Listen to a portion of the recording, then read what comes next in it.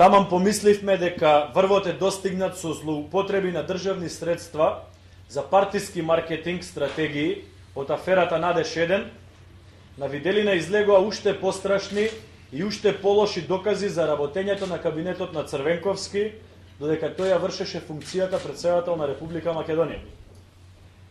Но и после десетина дена, од кога беа фатени на дело во изигрување на законите, Бранко Црвенковски, неговите соработници, агенцијата Пристоп се кријат и молчат за скандалите кои ја потресуваат јавност.